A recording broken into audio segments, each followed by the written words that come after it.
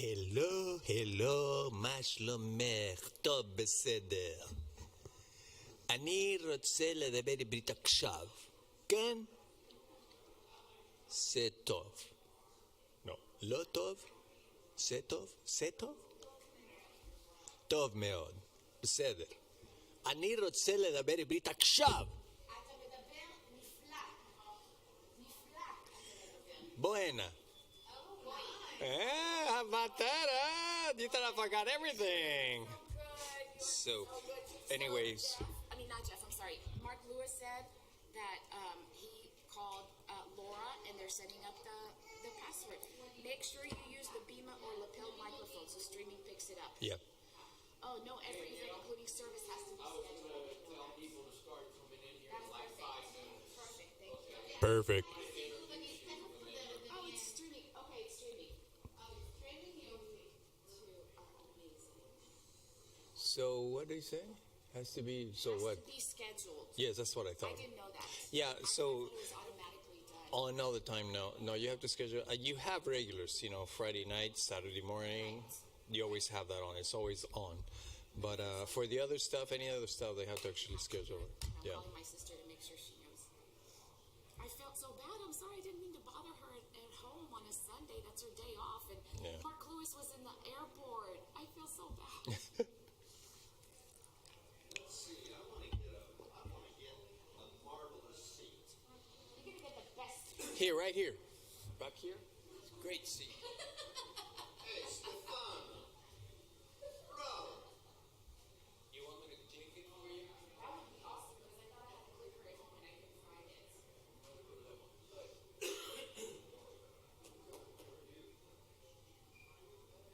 Okay, I got a question, a financial advisor question. Yes. Bias. Okay.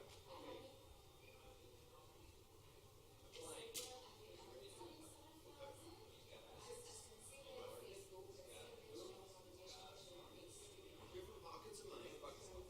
Pockets of money like what is something is serenity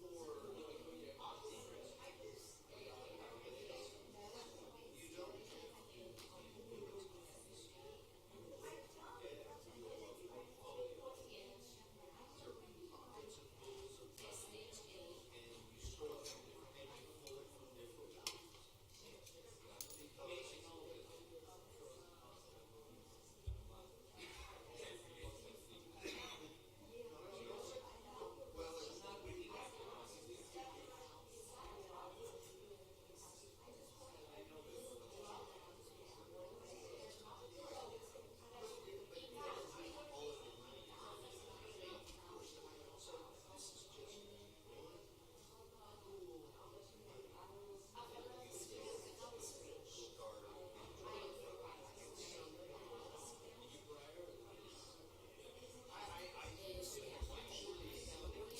everything? And what is Whoopsie, that fell off. Hi, everybody. Jamat?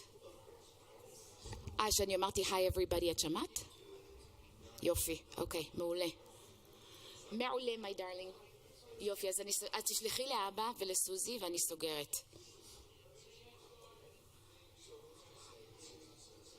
לא. לא.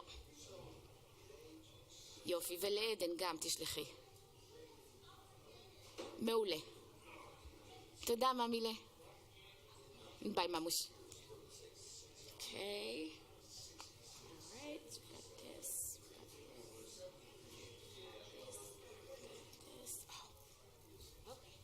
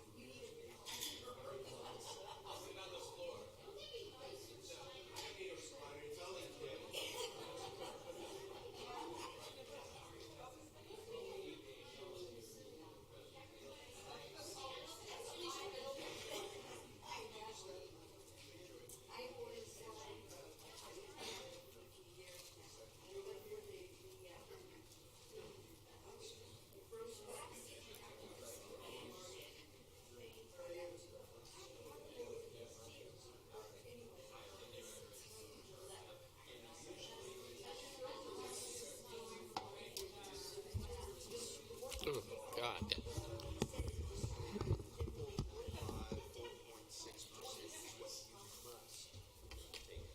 Good morning, everybody, and welcome. Oh, good morning. I've been looking forward to this presentation for a long time. Oh, no pressure. Yeah. Danielle needs no introduction, but I just want to give you a couple of highlights about this remarkable woman and the contribution she's made to our community. But before I do that, clap again for this wonderful breakfast that Danielle has prepared for us. Thank you to Brotherhood, and thank you to my friend Yael, who helped me. She's like a lifesaver. She's like a sister to me. So when's she moving here? I'm working on it. So, and I don't want to take any wind out of Danielle's sails, but as many of you know, a few months ago, Danielle planned a 3-week trip to Israel, and she met her sister and wanted to help donate needed supplies to members of the IDF. And a broadcast went out to the congregation, and you all responded just overwhelmingly generous. She had multiple suitcases of needed supplies to take over with her, and that's going to form the bulk of her presentation. But what I wanted you to know about Danielle, in case you didn't, Danielle has been a member of Beth Shalom for 35 years. She joined our community in 1990, so I think she was about 6 when she joined. Yeah, she was an office administrative assistant. Danielle was a religious school director for many years. She also was a Hebrew teacher and a B'nai Mitzvah tutor. She tutored Jared. Right. Whose Parsha is this week, Beshalach. And of course, Danielle helps out during services by chanting Torah and Haftorah when she's available, which helps us lay leaders. I can't even begin to thank her for all that. And of course, Danielle, any of you who are in sisterhood know that she's a very active member in the sisterhood. So from many different points and rays of light, Danielle makes her presence known and felt throughout our community, and we're forever in your stead. And with no further ado, I'm going to get out of here so Danielle can...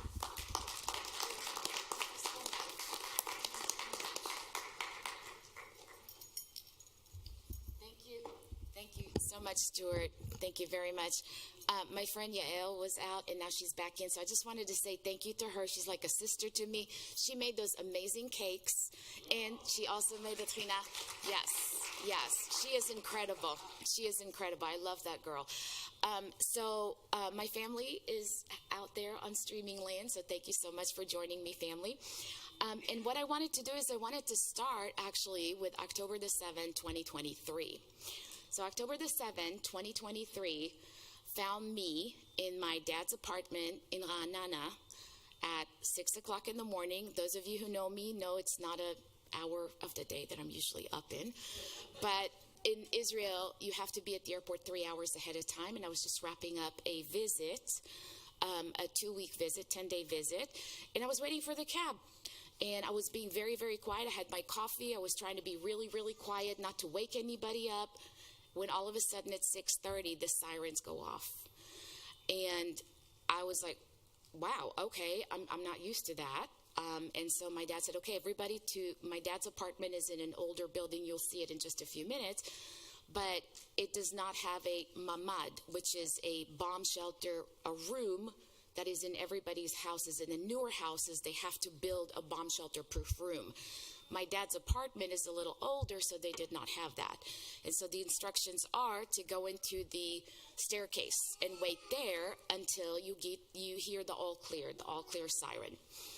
And so we were there, and we were in the staircase, and we were thinking, what happened? Must be a missile that maybe it's a mistake or whatever it was.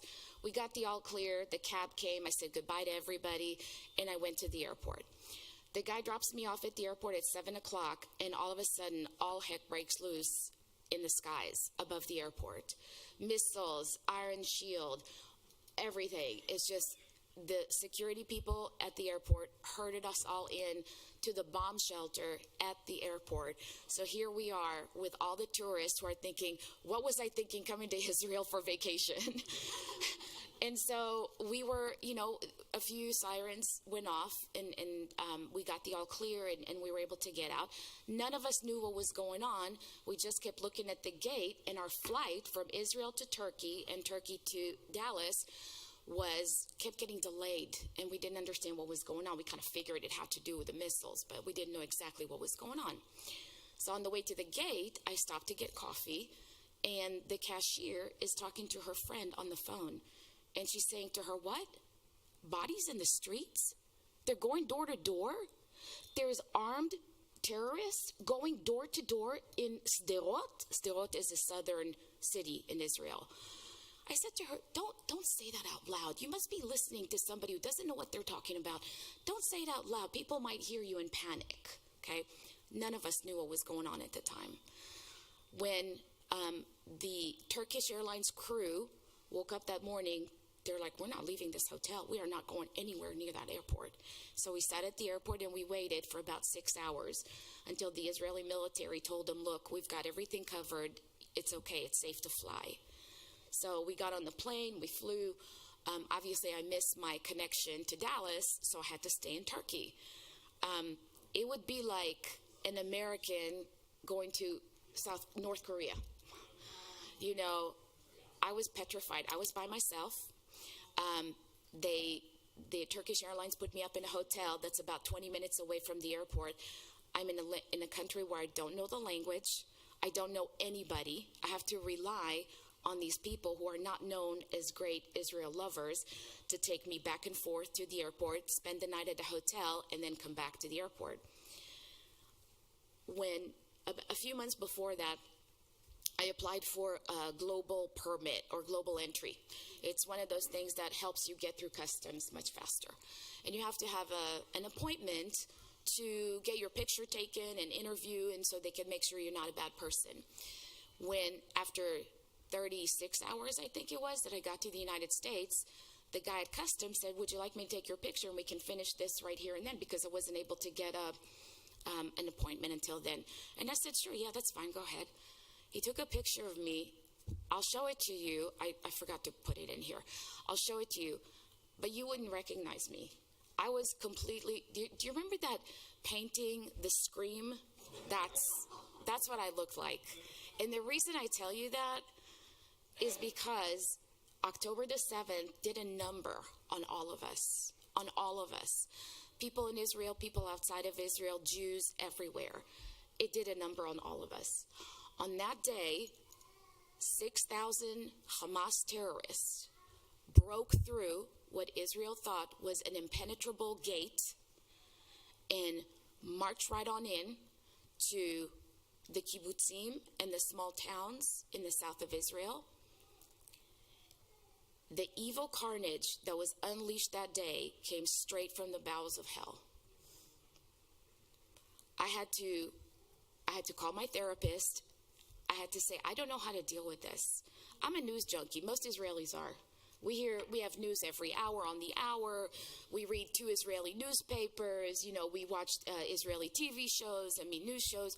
All of us. Yael can attest to that. We're all hooked on Israeli TV. And he said, turn off the TV. Stop reading the newspapers.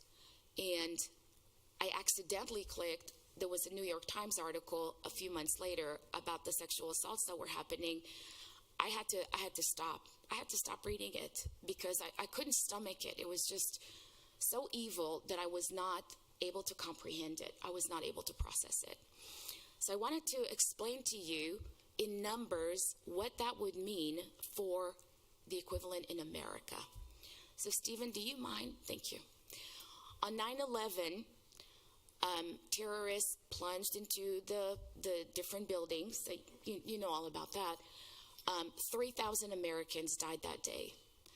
The equivalent in Israel, the population is 10 million. 1,200 people were murdered that day in Israel. 251 were kidnapped. That is not including everybody that died since then. if this happened in America with a population of 334 million people, the equivalent would be 40,000 people murdered and 8,000 people kidnapped. It did something to all of us. It really did. It did something to all of us in Israel, whether you're left or right, whether you're a Democrat or not a Republican, but whatever the Likud party is, it doesn't matter. It had a tremendous impact on all of us. So, Stephen. So I wanted to tell you, many times when I go to Israel, people say, where is your family from? So I wanted to show you exactly where they're from.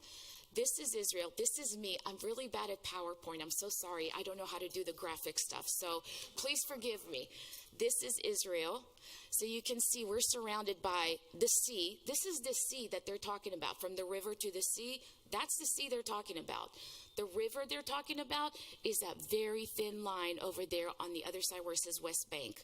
So we've got the Mediterranean Sea, we've got Lebanon on top, we've got Syria that has now been, Assad has been driven away, but we're all waiting to see what's going to happen with the new regime because we don't know who they are. Jordan, you see Jordan has the longest border with Israel. And then you can even see that Saudi Arabia doesn't officially have a border with Israel, but they're that tiny little point at the bottom of the pink triangle at the bottom. And then there's Egypt on that side. So this is Israel, okay? The top part, I figured I'd point out some cities that you might all know. Haifa, Tel Aviv, Jerusalem, and you see where the Gaza Strip is down at the south, okay? The Gaza Strip is actually it's got a border with Israel and with Egypt. And one of the reasons I'm telling you this is because everybody's upset about why is Israel not opening the border between Gaza and Israel so supplies can go in. And I'm asking, why isn't Egypt opening the border between Gaza and Egypt? Why can't they help their own brethren, right? So these are the cities that most people know. Haifa, remember that Haifa and Tel Aviv, so you can see the distance between them. So Stephen, if you can go to the next one, I wanted to show you the dotted line that you see, that's the Palestinian Authority. This is how wide Israel is at its widest and at its smallest. Do you see where the letter E-L for Tel Aviv is? That's Kfar Saba in Ra'anana. That's where I grew up. Look how close it is to the dotted line. 5 minutes and you're there. 5 minutes and you're in Kalkilia and all those cities. So go ahead to the next one, please. This is the Sea of Galilee. This little square is where my sister and my mom live. It's in a small kibbutz called Bet Hashita. And we're going to talk about that in just a second. I was there this past November, and it was just amazing. It was fabulous. I'll show you some pictures that I took from there. So this is Kibbutz Bet Hashita, and it is about an hour and a half south of the border from Lebanon. Okay, so I'm trying to give you an idea. When they're shooting rockets from Lebanon, an hour and a half. Okay, go on to the next one, please. Bet Hashita is famous for the cucumbers. So I couldn't find the cucumbers that they make. I found the different ones. They're from Israel. They're good too, but Bet Hashita rules. So, okay. Next one, please. Shita is a kind of a tree. I'm going to go with oak. It's probably not, but I'm going to go with oak. So, yes. What is this tree? Do we have anybody that knows? Okay, that's Shita. That's what it is. So, we were sitting at my mom's house on her patio and eating lunch, and I thought, this is so perfect. This is the quintessential picture of a kibbutz. This is what you see. And you're all invited to my mom's house for lunch. Absolutely. And the next one, so I walked around the kibbutz a little bit. This is Mount Gilboa. The Gilboa, I don't know if there's a name for it in English, but Gilboa, that's the Gilboa mountain. So all these kibbutzim are right there. And the next picture, if you can show please, that's what it looks like from the view from Mount Gilboa. These are all the agricultural areas for Bet Hashita. That's where they grow. They have bananas. They have, all kinds of things. My sister's house is very close to the dairy at Betashita, but they're very proud that their cows don't stink. The cows on the other side of the mountain, on another kibbutz, they stink really bad. And so my mom went to the dairy guy and said, how come when we lived there, the cows were disgusting? And he goes, well, that's because we give them better food here at Betashita. So, okay, this is a mitzpeh. A mitzpeh is like a viewpoint that they have at mitzpeh like mitzpeh Ramon, mitzpeh. And what they did was they did a mitzpeh in honor of the people that passed away, and so who were really like outdoorsy people. And so there's a big viewpoint where you can go up and you can see the entire valley. And this was maybe like at 5 or 6. No, this was maybe like at 3 in the afternoon. And so you could see the sun. I thought, I'm not a good picture taker, but I really love that picture. So next one, please. Thank you, Stephen, for doing that. When the hostages were taken, Israel was still in shock. I mean, it really was. Nothing like this had ever happened. They completely surprised us. There was a lot of questions. What are we going to do? What do we do? It's like they call it the worst terrorist attack since the Holocaust, and it happened in Israel. So the equivalent again is of 40,000 Americans murdered and 8,000 kidnapped. And there was a lot of, believe it or not, the country was very divided between those who felt that we should do a hostage deal and those that felt that we should not. Israel, like the United States, is very divided at this point politically, very divided. There are people on the right and on the left. One of the arguments that was made against the hostage deal was we had a soldier kidnapped 10 years ago, Gilad Shalit. To return him, we had to release 1,035 Palestinians. One of them was Yahya Sinwar. Yahya Sinwar is the head of Hamas. Was. It's okay, his brother's there now, Muhammad Sinwar. For every Hamas terrorist that we killed, 3 others joined.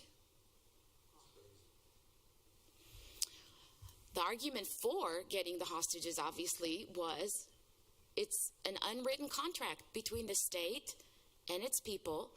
You're going to go to war for us. You're going to be good citizens. You're going to pay taxes. You're going to volunteer your time and your money and your everything else. It's our duty to bring you back, whatever that price is. So it's like a social contract. The price is very high. The price is very high. I don't know if you've been following, but the deal that they have reached, for every Israeli soldier, female soldier, they're releasing 50 Palestinian terrorists. And I'm not talking about people who are jaywalking. I'm talking about people who at 13 took a knife and tried to stab people in the streets of Jerusalem. So when they're talking about Palestinian minors being in jails, that's what we're talking about.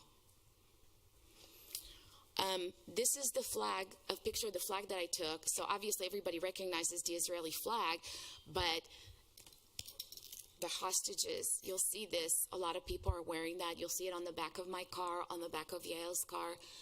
This is the ribbon that was created for the hostages. And you'll see every Israeli wearing that, almost every Israeli wearing that. This is the tags, the dog tags that are given to every soldier. And so this is something that people are wearing to show their support for the hostage deal. They know we're going to have to pay a very heavy price. They know, but they feel like this is important enough to do this. So we'll get to that. Okay. So one of the things that they did in Betashita, being a kibbutz, has lost many, many members on October the 7th, but also during the different wars. And one of the things that they did, and here comes a thank you to Stephen Cabrera, who's amazing, because I took a video, but apparently the signal here is not that great, so I can't show you the videos. So Stephen took pictures, still shots of the protest. in Bet Shita, and you'll see in a lot of places in Israel, took some pictures. They, every Saturday at 4 o'clock, they meet at the square. It's not a square, it's a circle. At the roundabout. They meet at the roundabout. You'll see they have pictures of the hostages, okay? And the signs that you saw before that say, forgive us that we left you there in Gaza. Forgive us that we let you stay there a year and a half before doing everything we can to bring you home. There's a phenomenal video that I took. These are pictures of the hostages. Gadi Moses returned yesterday, or the day before yesterday. He is 80 years old. 80 years old with medical conditions. All the hostages were kept in underground tunnels and in apartments in Gaza. Civilians guarded them in Gaza. The children, there were children, you'll see there were children among the hostages, and I'm talking about children, right? 5-year-old, 6-year-old, 7-year-old. The Gazan children, the Palestinian children, would hit them. They would starve them.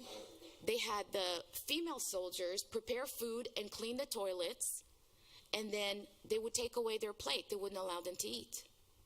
They kept them underground in tunnels, in complete darkness, in cages. These people are not human. I'm sorry. I can't believe, an 85-year-old man. How do you keep such a person? How do you beat up such a person? How do you not, I don't know.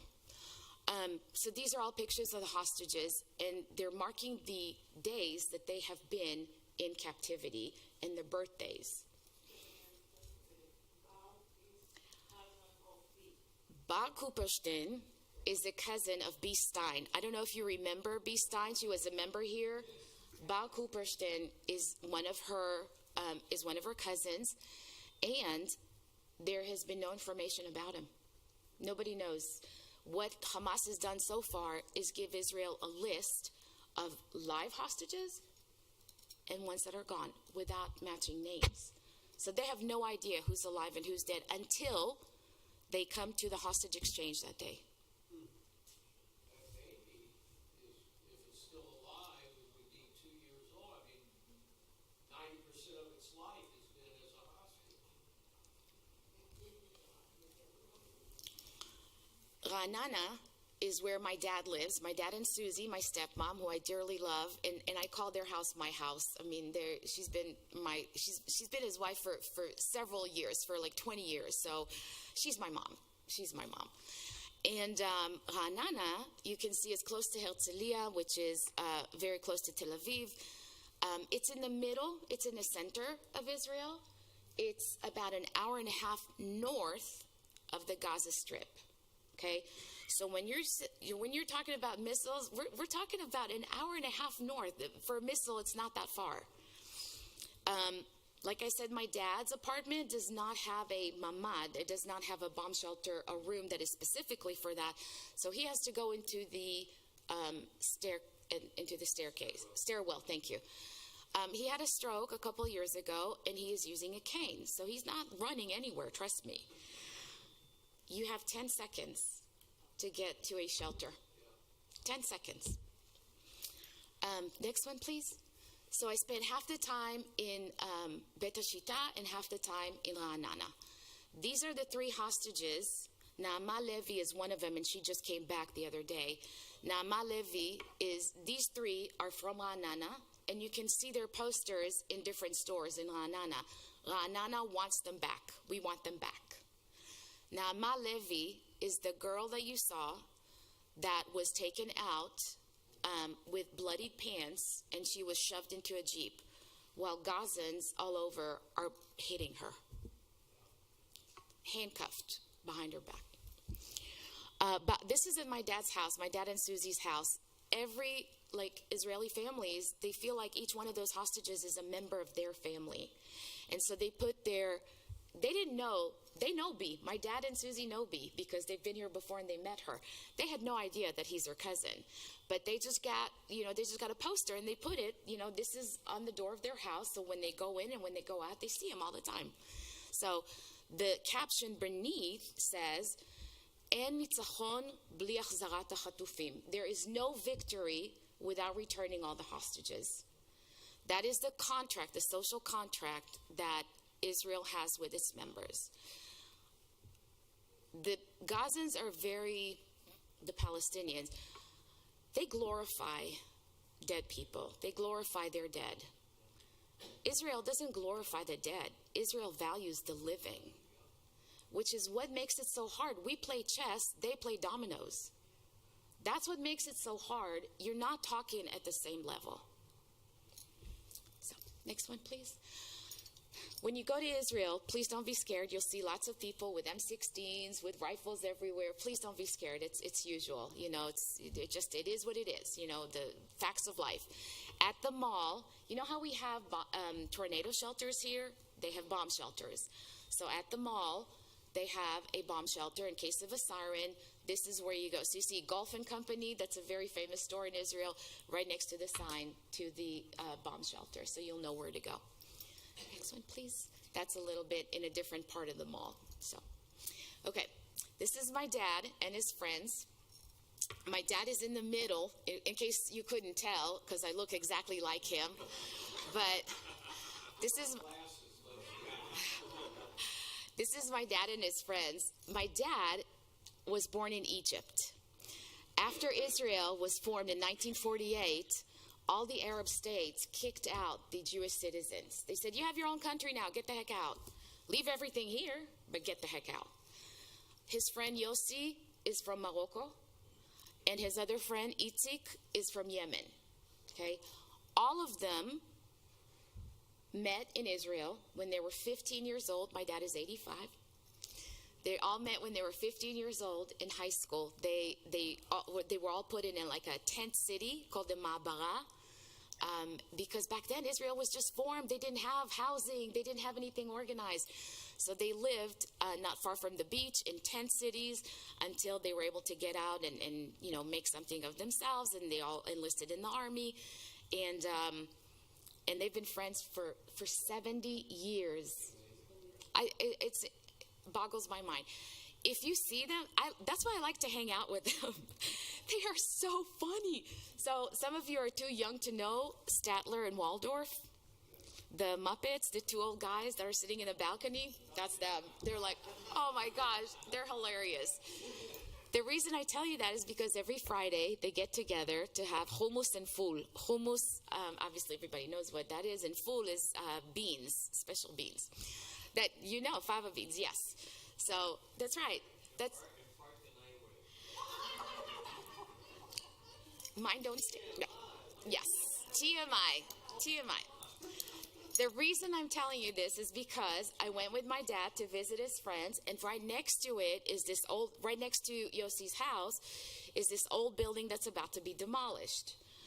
On that day, on that Friday, they had a pop-up expo of the hostages. And I wanted to show you that because I wanted to show you how important it is for Israelis to keep their memory alive, whether they're alive or not. It's very important for Israelis to keep the hostages' memories alive and to make them not just a name, okay?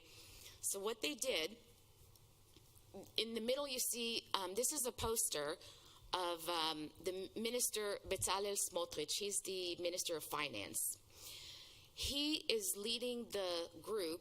I think Bibi kind of goes with him, but he's leading the group that says, let's not do any hostage deals. You know, leave whoever's there. They're going to die. Some of them are already dead because the price is too high. What we need to do is we need to conquer Gaza. We need to build more settlements in Gaza. Now that we've got Lebanon, we need to build settlements in Lebanon. We can expand Israel to Lebanon, to Gaza. This poster is saying we must finish the war before the war finishes us. Israel does not have enough soldiers. Thousands of soldiers have been killed in this war. The current government, is trying to sign a deal with the Orthodox Jews not to enlist. At a time when Israel needs soldiers, the Orthodox Jews are saying, no, we need to study Torah. That's our contribution. We're not joining the military. Haredim, yes. There's a lot of there's Orthodox Jews, so the Haredim is not all one homogenous group. There are many Orthodox, not many Orthodox, but like religious Jews that are serving with great honor. The Haredim, the very extremist faction, refuse to join the military. Hatikva 101 is the name of Hatikva is the name of the street. 101 is the name of the building. Is the number of the building. But Hatikva, obviously, we all know, is the hope, is the anthem, national anthem of Israel. But what they did was they put this on. I was there on the last Friday that they put this on, because after that the building was going to be demolished. But they have a pop-up, so they'll go to different cities and they'll have this pop-up to explain to people. They reached out to different artistic schools and groups, and they said, help us visualize these people, help us visualize these hostages. So we're going to go through this real quick. This is the entry to the building. This is what they did in the not the patio, what do you call it, like the garden, you could say. I'll have a close-up of these, but what they did was they have a cookbook. I can't believe I forgot it at home, but they have a cookbook of the hostages where every family contributed a recipe. So it would be like Bar Cooperstein's favorite brownies, or like so-and-so's favorite carrot cake. And so people made those. And they sold those for donations. You could pay whatever you wanted. They sold those for donations, and that's how they get, they're able to do those pop-up things, and have different, keep the memory alive. This is Omer Nautra. Omer Nautra, he's an American citizen. I'm pretty sure he is. He's an American citizen, and so this is his favorite peanut butter and chocolate cookies.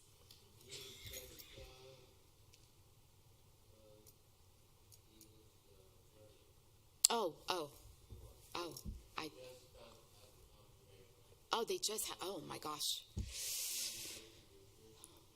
Oh, he lived in New Jersey. Okay. Yeah. So these are the different recipes. I took that. But the point is to kind of make you understand, this is how they're trying to make these people, make you know them, connect them, right? They're not just a name, right?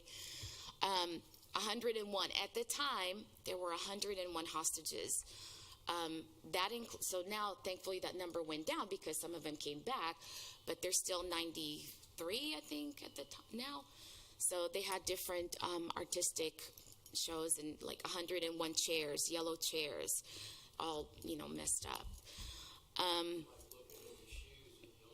Yes, at Yad Vashem, yes, the thing of shoes and glasses, yes, definitely. This is a really hard thing. This is just like a kick in the gut.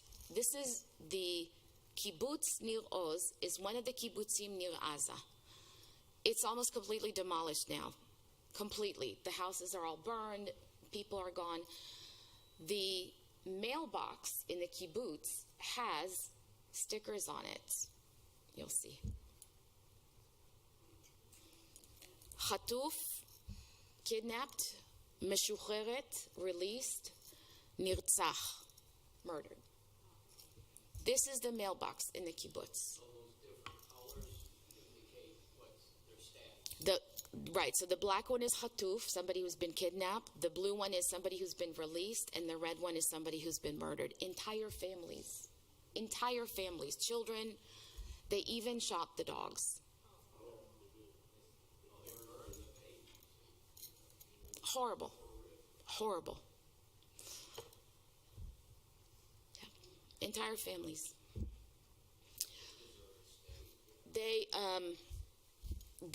So one of the things that they did was they reached out to a Bet Sefer Leomanuyot. It's a school for arts, and what they said was, each one of the students did a little research on the person that they were assigned, and they got yellow t-shirts, and they said, do something with a t-shirt. We leave it up to your artistic interpretation. Do something with a t-shirt that to you exemplifies this person, okay?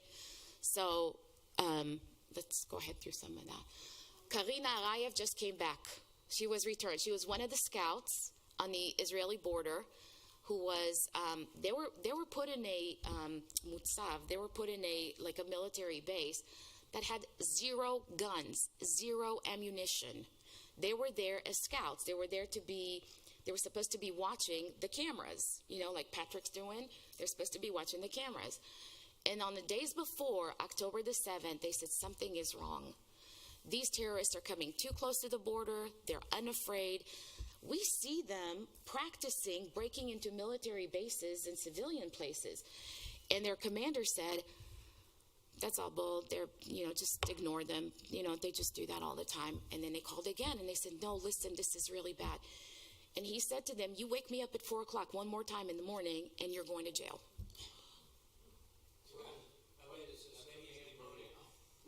Promoted, you mean?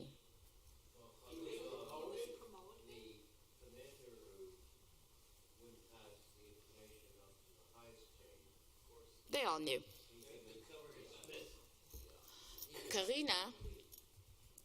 Karina, they did some research about her, and this is the shirt that they came up with. And this is Daniela Gilboa, who's another scout. So they did some research about her. They felt like Iya Tov, things will be okay. Like the Israeli, Iya Beseder, everything's going to be fine. Just a very positive outlook, just a very positive thing. Daniela Gilboa. This is something that I want to talk to you about. Pinta Nitfong. When the terrorists crossed the border, they killed mercilessly anybody who was in sight, and that included Arab Muslims who are working in the kibbutz, and that included Thai and something else. Thai agricultural employees that were working in the kibbutz. They were not Jewish. They never stole anybody's land. They were trying to make money for their families. And the terrorists didn't care. They just murdered all of them and kidnapped the others. Correct, 5 of them. Unfortunately, Pinta Netfong is not one of them. They don't know what's happening with him. They don't know what his situation is. This is 4-year-old Ariel Bibas. And the artist that created that said, first I had to get over the fact that I'm holding a t-shirt that is a size 4T. Ariel Bibas, whose father, Yarden, came back yesterday.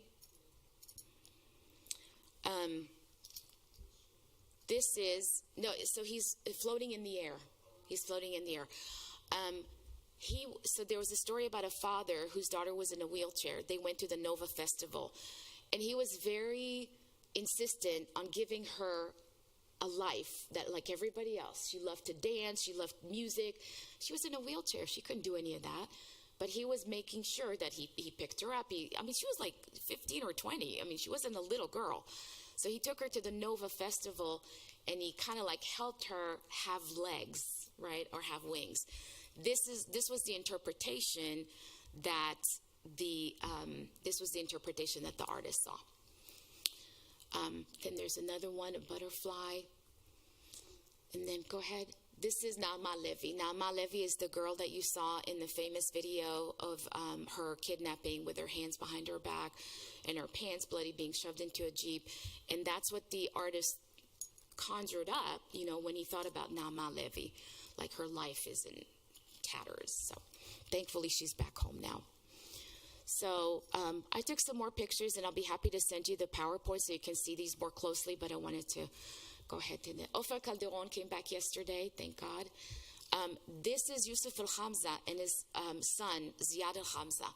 They were both kidnapped together with their sister and brother, younger sister and brother. The younger sister and brother came back. They're Muslim. They're all Muslim. The younger sister and brother came back in the first hostage agreement, like a month after October 7th. Yusuf el-Ziyadna and Hamza el-Ziyadna were murdered. Qaid Farhan al-Qadi. Yep. Noor Gamani, one of the most famous faces, of October the 7th. She was very instrumental in pushing for the government to strike a deal. She came to the United States. She talked to President Biden. She talked to President Trump. She's in the States now, I think.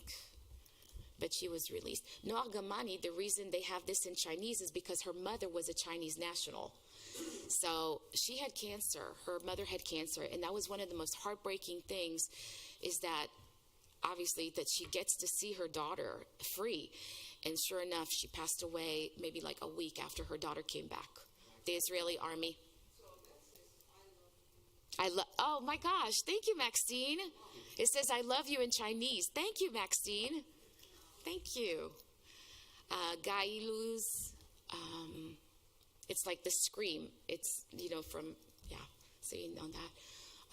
Keep going. Okay, this is flowers that artists have created. So I don't have an artistic mind. If somebody tells me a name, I'm like, okay, all right. I don't come up with a picture, with a flower for it.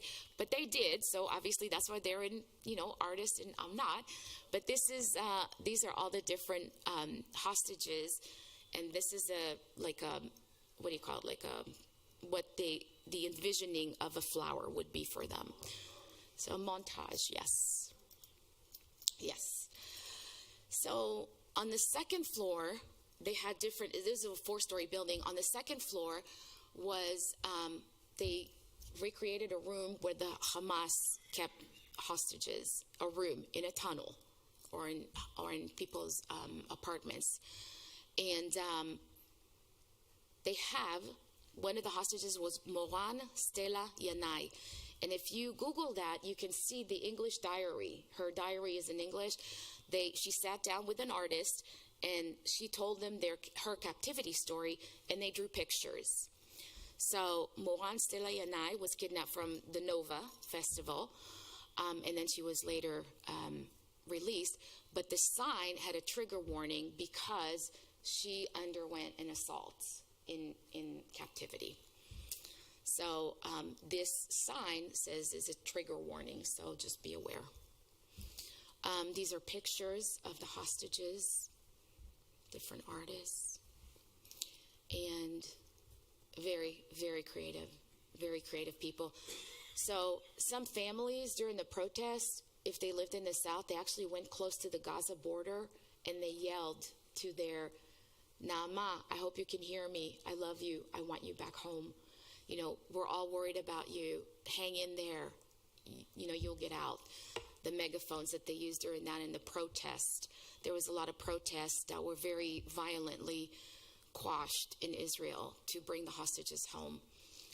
This is just a couple of pictures from Naama's diary, her pictorial diary. And in the next one,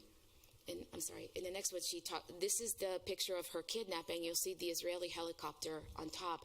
People had no idea what was going on. They had no idea. The soldiers, nobody had any idea. Total chaos. And so people on the ground were calling the pilots on their cell phone and giving them coordinates because the Israeli army had no idea what was going on. This is her in captivity. And you can tell her family is, the way she kept her sanity was, she said, there's no food, there's no water.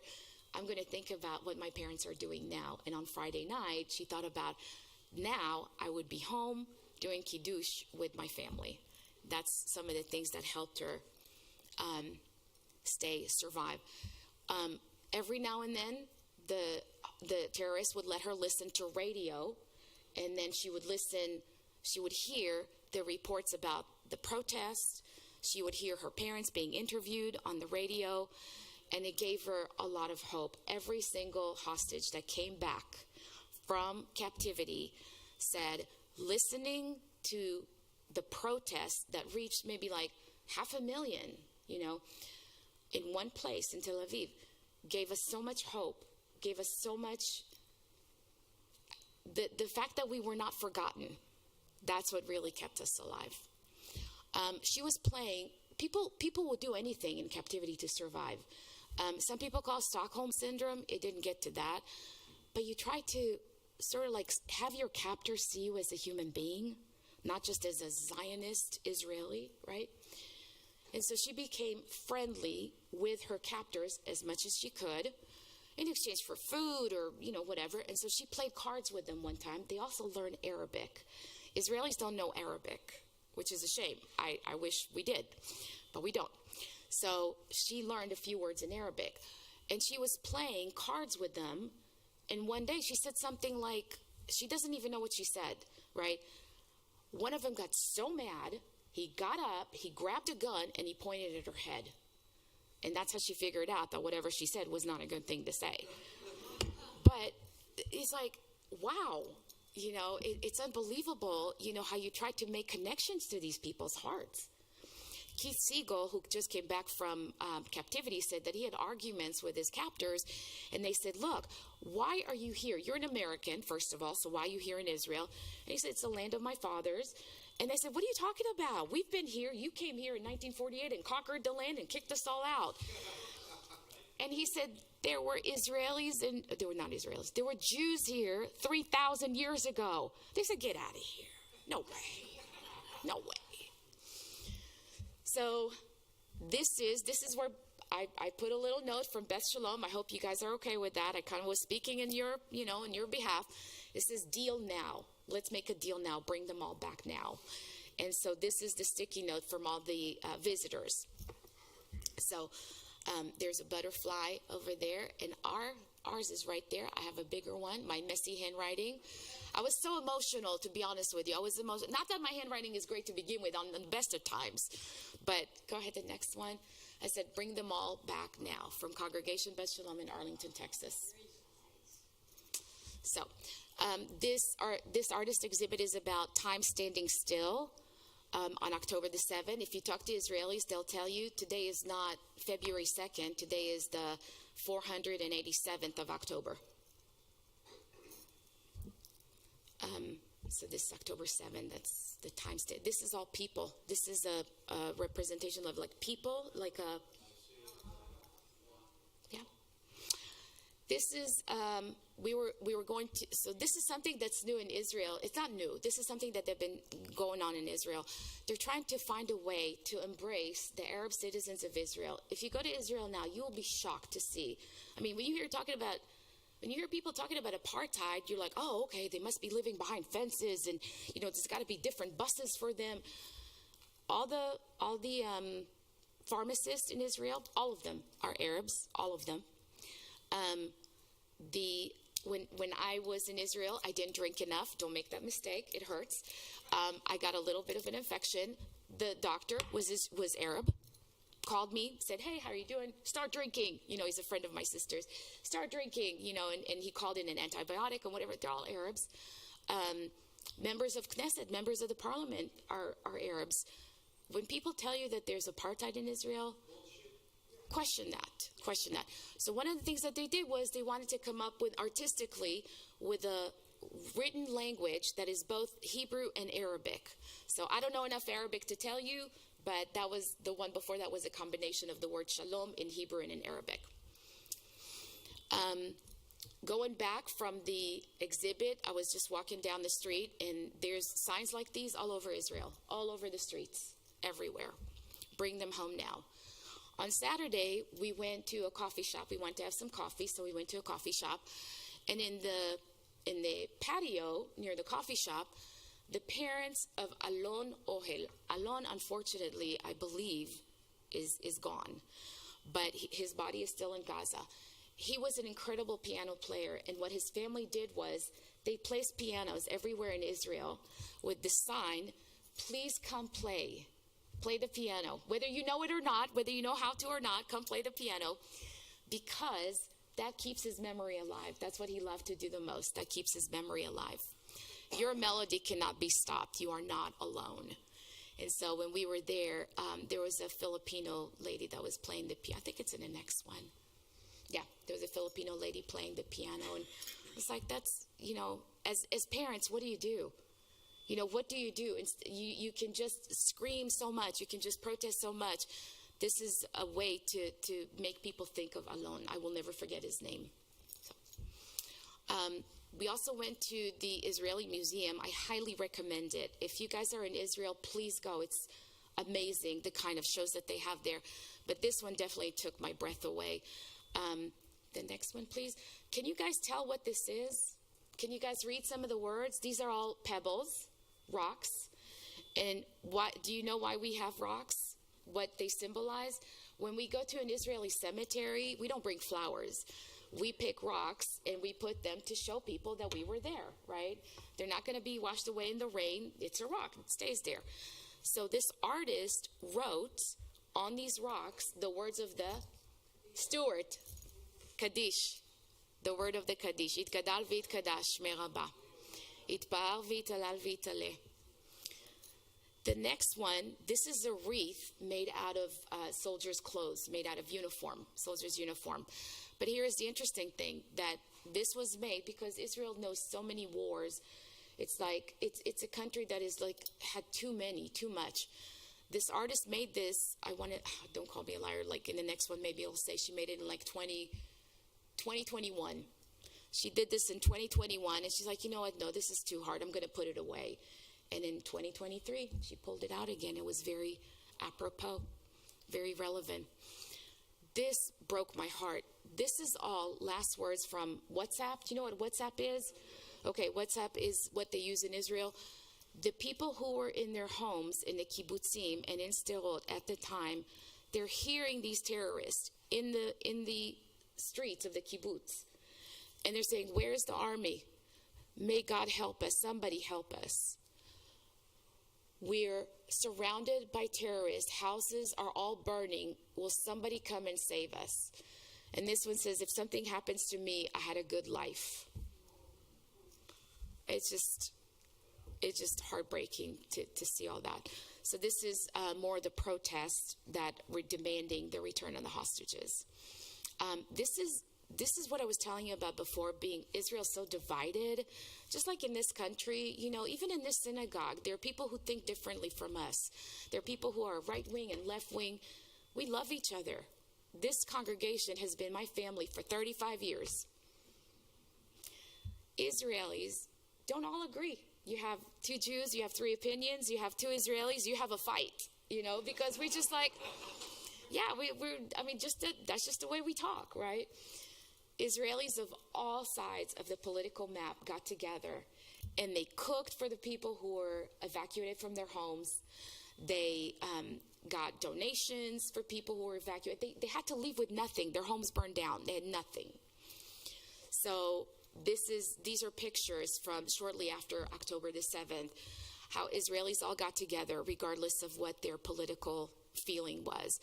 And I guess there's something I forgot to say at the beginning when Stuart said, Danielle, if you're going to Israel, take pictures. I want to see, think of a presentation. And I thought, what am I going to present about? You know, I mean, like my trip to Israel, like you don't want to see my sister's gorgeous, but you don't want to see my sister and my nephew and, you know, all that. And then I thought, you know what, this is my message. Regardless of the political stance, all these Israelis got together and said, we have brothers and sisters in Gaza, and we have to bring them home. So, unity, that's my message. Exactly, after 9/11, absolutely. Absolutely.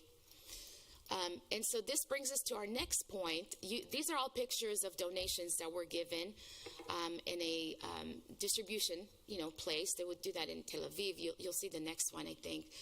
This is a very famous square in Tel Aviv with a statue of Yaakov Agam. Is very, very famous. Is a famous sculptor in Israel. Whatever. So, and this is after October the 7th. They had vigils, for many, many nights, to kind of keep this alive. When I talked to my sister, I said, I love spending time with you guys. I want to do something meaningful. I don't want just to come in and hang out and have my mom's food and, play with my nephew. I want to do something meaningful to assist. And she said, okay, what we do in the kibbutz, and her kibbutz is not the only one that does that. Many, many kibbutzim do that. They've kind of like adopted a platoon of soldiers. This particular platoon went to Lebanon because they're close to Lebanon. Other platoons are gone into Gaza, and others are in the West Bank. What they do is the army has supplies. I mean, we're not asking for donations for coffee and milk, but the army has supplies. But you have soldiers that are gluten-free. You have soldiers that are vegetarians, And you know what? I don't know. Maybe Roy can tell us, or somebody else, Phil can tell us, who's been in the Army. Military food, hot rations. What are they called, those? MRKs. MRKs. Yes. What these people do is, so my sister is in touch with the first sergeant. What do you call the guy that takes care of all the supplies? Sir, I forgot you. You can tell us all about MRKs. I'm so sorry. Yes, Nachshon, that's right.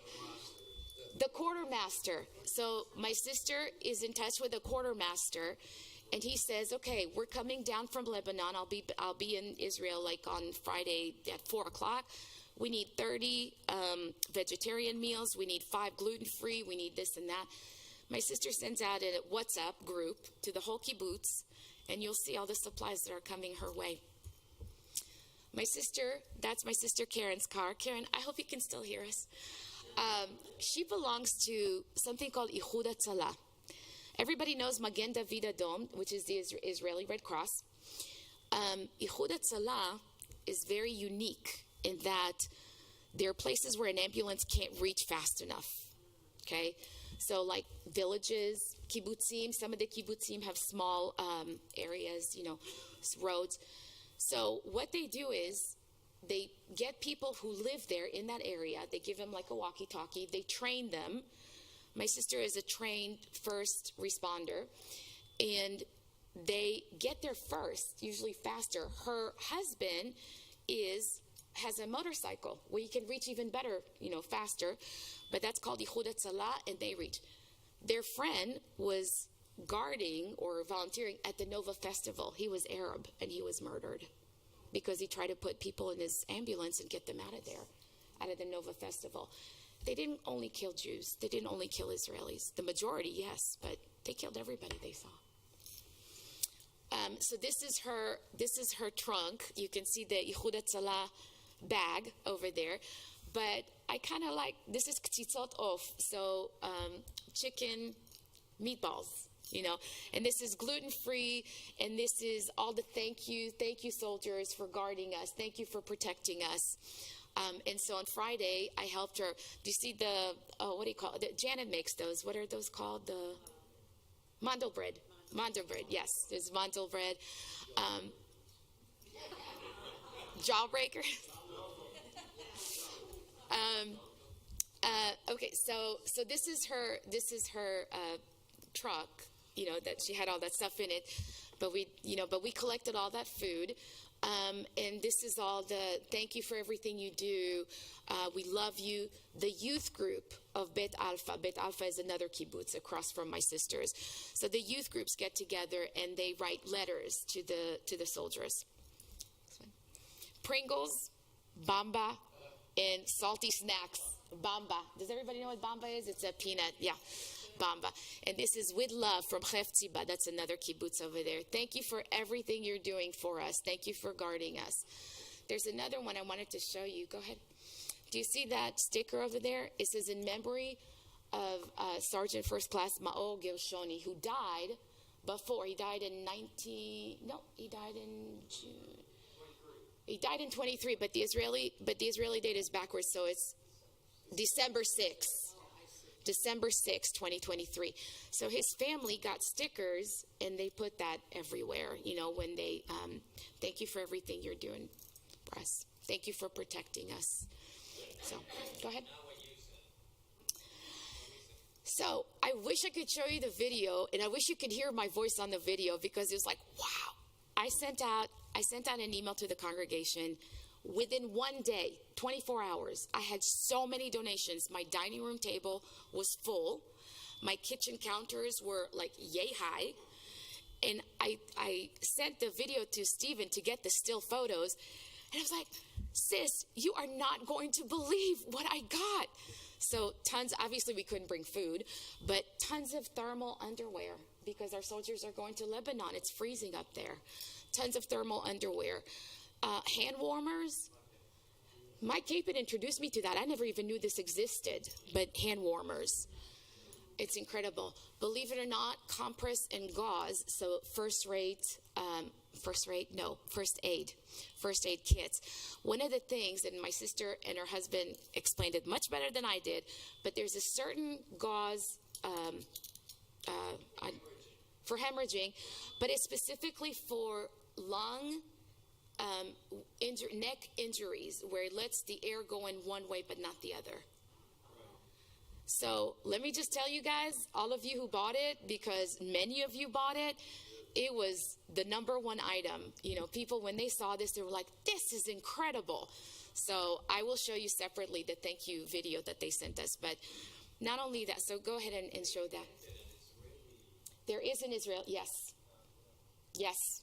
So then on Friday, what we did was we took that to this lady's house. She has what we call in Israel a villa. A villa in Israel is a house. Like you and I have a house, right? Her house, I don't know how she does this every Friday, but like her living room was as big as this, like half of this. It was filled with things. I took a video. I wish I could show you, but I can't. So these are the stills from the video. But look at all these boxes, okay? She has volunteers coming in every Friday to put together, so like a hot meal, snacks, towels. You can see all the different stuff that were given the soldiers. And your stuff was in there. Your stuff, the stuff you donated, was part of that. So go ahead. It was during Hanukkah when I was there, so somebody made them like a box with Hanukkah candles and grape juice. And then this is Netanel finishes the Corps of Engineer Staff Sergeant. So they wrote their name. They wrote the person's name, the staff sergeant's name on each box, so he'll know it's his.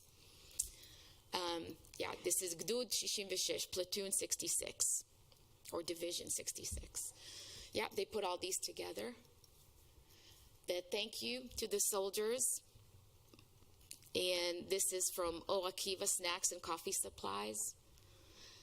There was also like, thank you for guarding us, hygiene stuff, toothbrushes, toothpaste, lots of thermal stuff, lots of thermal. And then they put it all together, in boxes, and coffee. Some of the stuff that you don't, toilet paper, very much needed.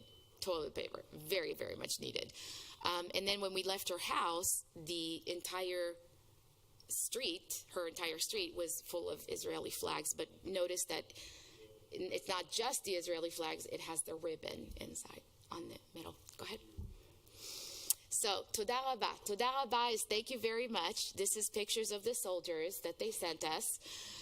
Of all the things that they got. We blacked out their faces. Well, in this one, they blacked out their face. I blacked out the other ones. Because unfortunately, with the security, with the advent of the internet, I don't know if you've heard about this, but soldiers are showing pictures from Gaza, like to show, look, this is the children's room. This is like the baby's room. This is all the ammunition they were hiding in the baby's room, right? So next time that you see us bombing something and they're like, oh, they bombed my poor baby's home. Yeah, because there was a ton of ammunition there, right? So they're putting it out on TikTok and they're putting it out. Well, guess what? The people that are, watching these videos are not always well-intentioned. And so they are, they're putting out like, what do you call it? Like an international arrest warrant for Israeli soldiers that are now just going on vacation, to Brazil, to Mexico, to Spain. So we covered their faces just to be on the safe side. ICC, yeah. So, and I think that's the next one is the last one. That is the last one. So, yes. Thank you so much for your patience. I hope I didn't put you to sleep. Thank you. Thank you. Yes, ma'am.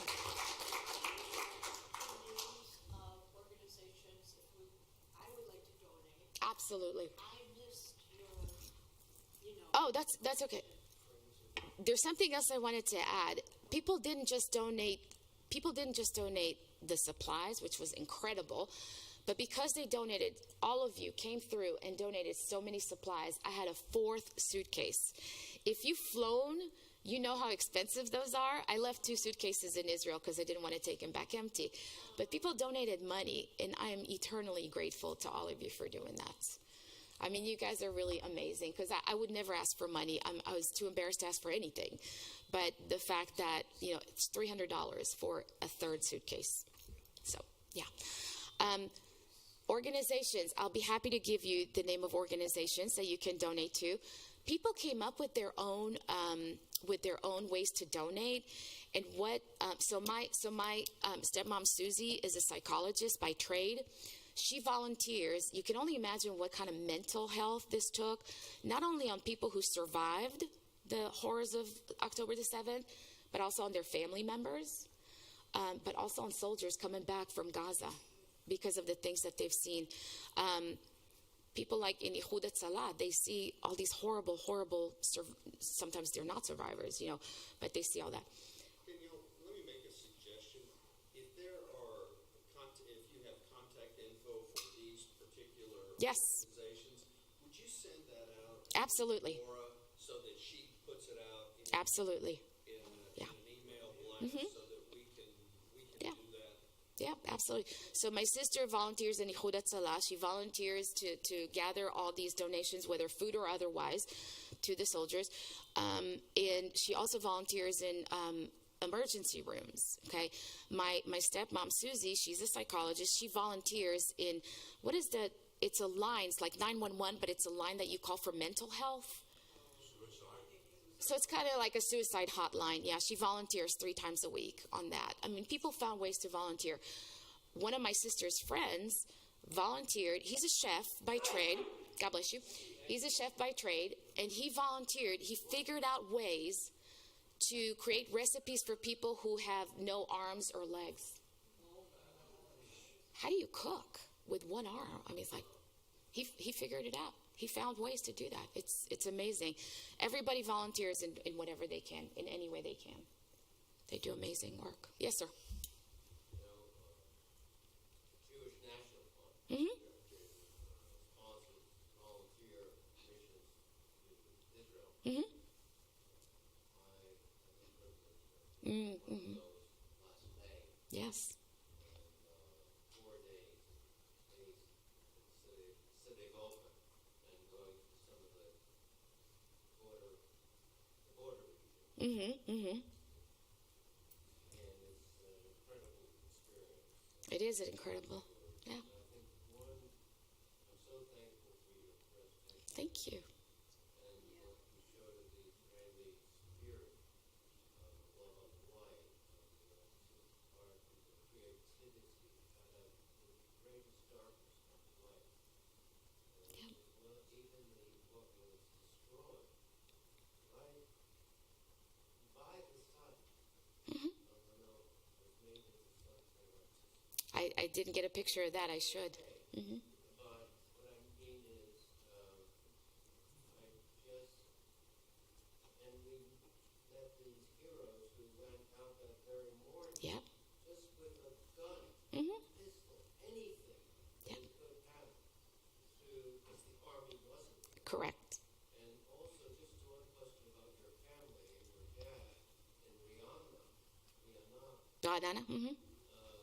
the terrorist attack that took lives in the last year. How does he respond to those? And they just go, they're part of daily life. Is there a number killed in one of those? Could you speak to that? Every Friday, my dad puts on his backpack and he goes to Sidurim.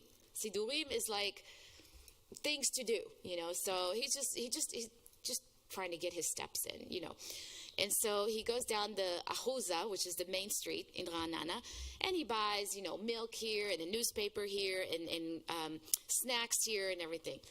And it's a good thing that Israel is 8 hours difference from us because I was sleeping through the night. And then when I woke up one morning, they said there was a terrorist who attacked older people with a knife in Ra'anana on Ahuza's main street. And thank God that by the time I woke up, that wasn't the first thing I saw. The first thing I saw was text from my family saying, Dad's okay, he wasn't there, right? So that was the first thing I saw. Then I was like, what are you talking about? What's going on? Terrorists are hitting everywhere. They're not just confining themselves to the border. They're not confining themselves to the Lebanon border or the Gaza border. They're going everywhere in Israel, which is another thing. If it was an apartheid state, they wouldn't be able to walk around, right? But it's not an apartheid state. People, Palestinians are not Palestinians, Israelis, Arabs, have the right to vote. They have the right to work. They have the same rights as Israelis. And that's one of the things that you have to take into consideration. They can be anywhere. They can be anywhere.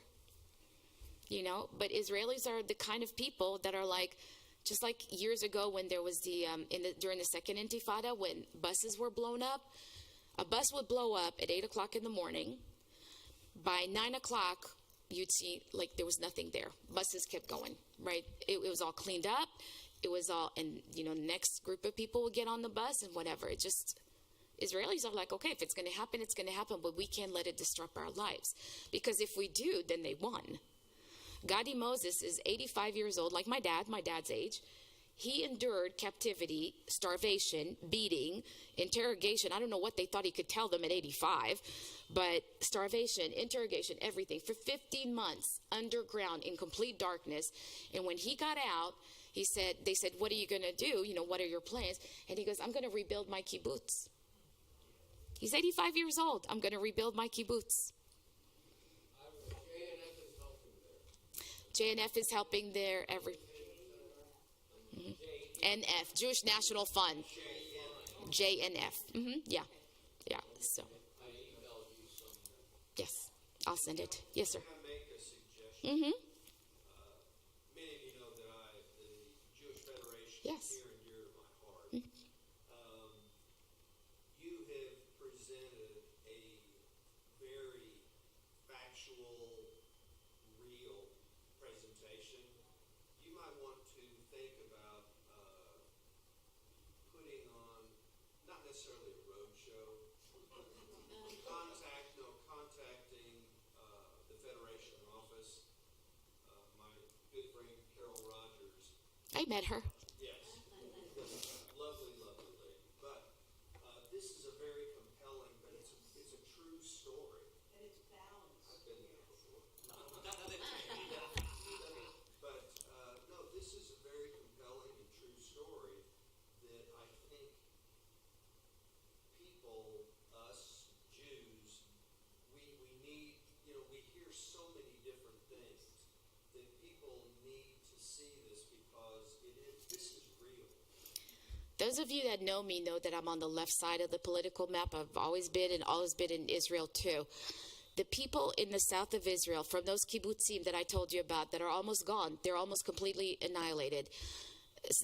Nir Oz, Be'eri, Sderot, some of the people in Sderot. What they did was, because they were so close to the border, they would take Palestinians who lived in Gaza. They didn't have any transportation or anything like that. And they took them to get medical treatments in Israel. And these are the people that came in and murdered them and their family.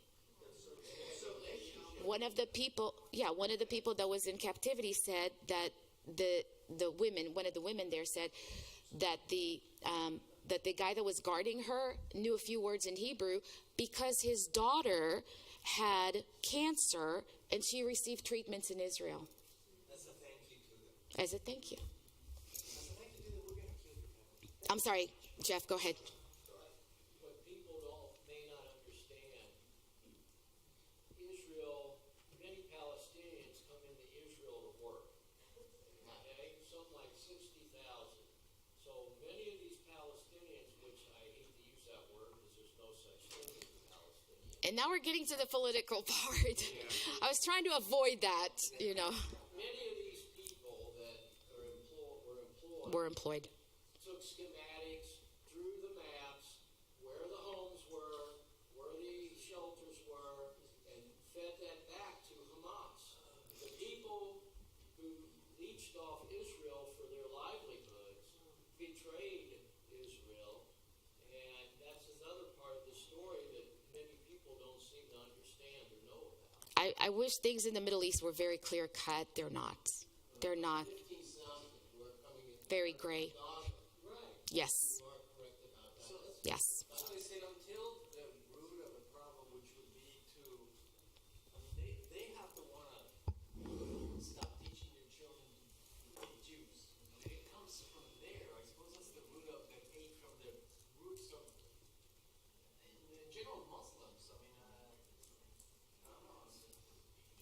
wish I had an answer. I just know that Israel's not going anywhere, and neither are the Palestinians. We're doomed. We're doomed to live there together or kill each other. Go ahead. Egypt doesn't want, I'm sorry. Egypt doesn't want them. Egypt doesn't want them. The Arab world hates them. They still live in refugee camps. Correct. 40, I don't know how many thousands of Correct. Live in refugee camp. I'm sorry, Joe had his hand up. Yeah, I can understand. When I watch these people protesting or whatnot, I can see they're demonstrating their frustration. But what is it they actually want the government to do that they're not doing? So this is not me saying. This is the heads of the Mossad and the Israeli Shin Bet saying, Bibi had a deal in November or December of 2023 where he could have released all of the hostages. And he turned it down. And the reason for that is because the political system in Israel. Gosh, I don't know if I want to get into that. In Israel, in order to get a majority, you have to have, so Israel, the Israeli parliament has 120 seats, okay? Like the Sanhedrin, right? 120. If you want a majority, you need to have more than 60, right? To get a clear majority.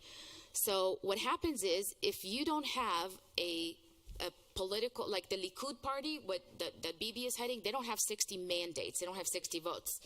You have to put together a coalition. And in order for Bibi to stay in power, he had to put together a coalition of very right-wing people that are very aggressive in their thought. They wanted to build the settlements in Gaza. They want to build the settlements in Lebanon. If the war continues, they believe that they would be able to do that. If you stop the war and you bring back the hostages, then Israel would have to find a reason to go to war again and conquer all these places. I'm sorry, Joe, I couldn't hear you. That's because Israelis are news junkies and we get our news like straight to our veins. But so the reason he didn't want that deal is because he was afraid of his coalition members, because if he says that he would have to give up his seat, they would break down the coalition, and he would have to give up his being prime minister. The minute he stops being prime minister. So the minute he gives up being prime minister, he's going straight to prison because he is up to his neck in all kinds of corruption charges. It's not so clear cut because he were here, he could say there was no such deal. And if Israel didn't move on, the IDF, because we have to remember the 900 soldiers who have died. Sure. And thousands wounded and injured, and you feel it very deeply. Yep. I'll take the head of the Mossad's word over Bibi's. So. Between Egypt Mm-hmm. and Gaza, Yeah. where the tunnels were, where they were bringing in all the rockets. Right there. Eventually, Israel gained control of that. They can't. Yes. I just want to say one thing. Yes. Is that I want to thank, and I'm part of the Brotherhood here. Yes. Thank you to Brotherhood. I'm sorry. The Brotherhood has sponsored Yes, this. they have. But I also want you to know that the Federation has also sponsored the speaker series Oh, for wonderful. the Brotherhood. Wow. Thank you to Federation and thank you to Brotherhood. Thank you all very much. Thank you all very much.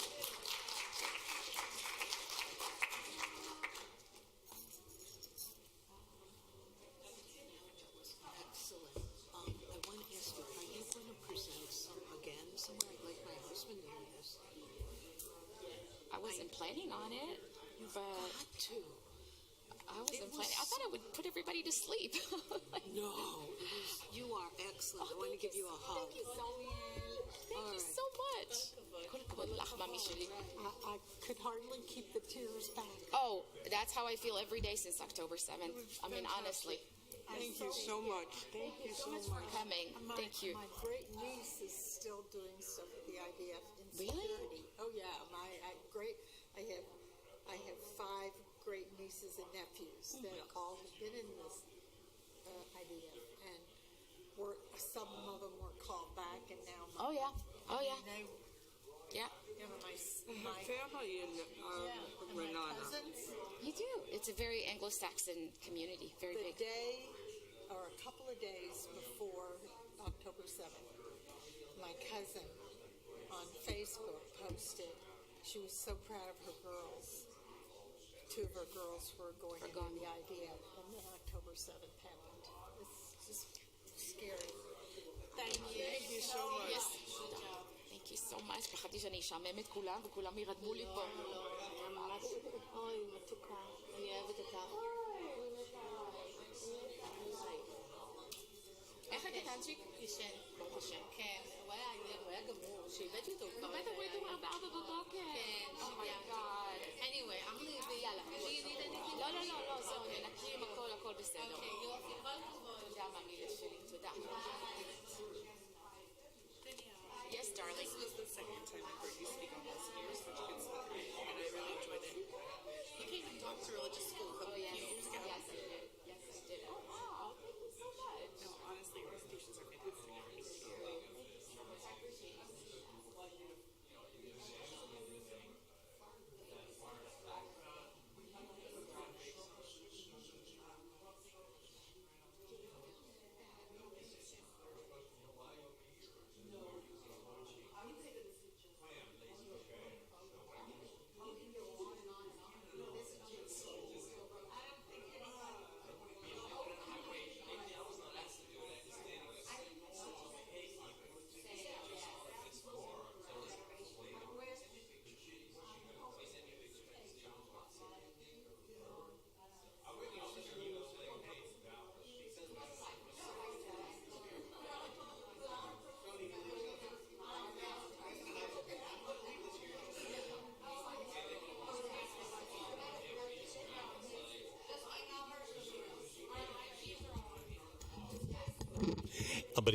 That's all, folks.